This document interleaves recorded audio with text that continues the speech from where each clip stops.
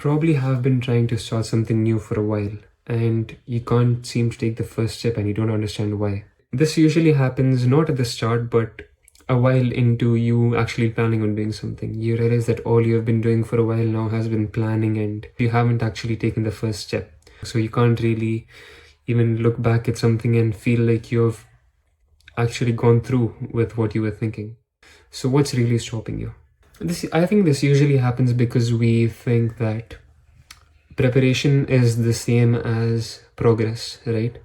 We believe that, okay, if we prepare hard enough or if we understand something like as deep as we can, then it probably means that we will progress somehow. But that's not the case. I personally have been trying to write a script for a while and I have just been going back and forth on the same thing. And I feel like someone who might just be a bit more experienced than me or a bit more, not even experienced, just more confident than me, would have gotten the script done in like long back and would have been shooting it by now. So why haven't I been able to do that? Right? We all have instances like this in our lives. We often make our final goal or objective so big that we feel helpless at even trying to achieve it. We feel like there's no point trying anyway and we give up before we even start.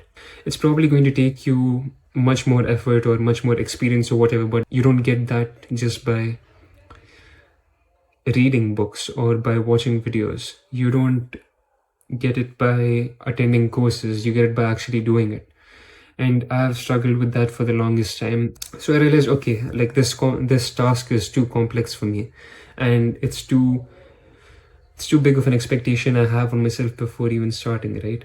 We often think that, okay, if we hit something, it's going to feel like a milestone and, oh, I've accomplished this. And maybe it does feel like that for a while, but that feeling fades really quickly when you compare yourself to what other people are doing or what things you could have possibly achieved. You feel like you've really gotten nowhere. And that's when your actual willingness to keep going matters, right? You feel like you've hit a wall and you can't really get past it. And we put ourselves in that position. No one really tells us that, this is what you have to achieve or this is what you have to do. We put ourselves in that position and there's nothing wrong with having a big objective or a big goal. But what works against you is having that before actually doing something. And what's really required right now is an identity shift. You have been an aspiring cook for so long. You have been studying countless recipes. You have been studying countless methods of cooking, but you haven't really gone into a kitchen. So you have been an aspiring chef your whole life, right? And what do we really lack? What's stopping us from actually doing what we want to do? It's mainly confidence, right? And what is confidence? You don't become confident by being good at something like from the start. You don't become confident by being a perfectionist or doing everything right without making mistakes. You become confident by having self-trust, right? And where does self-trust actually come from?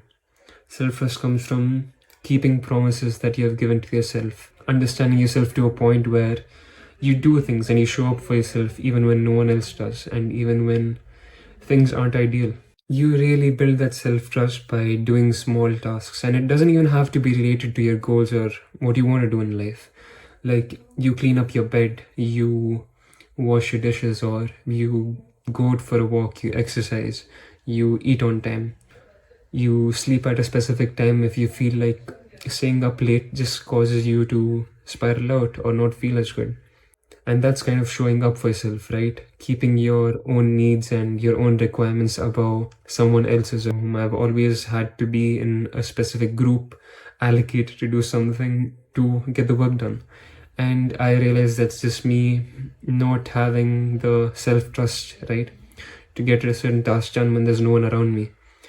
And I had to build that slowly, and I am still building it. We often depend externally for so many things, for feeling validated or feeling appreciated or feeling like we have the ability to do something. Sometimes what we really need to do is turn our expectations on other people towards ourselves, right?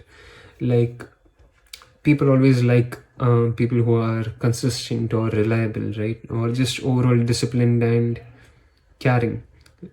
And maybe you are that person, maybe you are that person to someone else, right? Maybe you are that person to everyone else around you, but you aren't that for yourself. And that often stops you from achieving things, because you expect to have someone in your corner at all points trying to get you to do something. And I don't want to sound like I'm completely following what I'm saying, or I never slip up, or I always show up for myself, but it's something that I'm growing. It's a muscle that I'm training, right? And yeah, the next time you really feel like you want to achieve something, don't think about the bigger picture. Think about what you want to do tomorrow.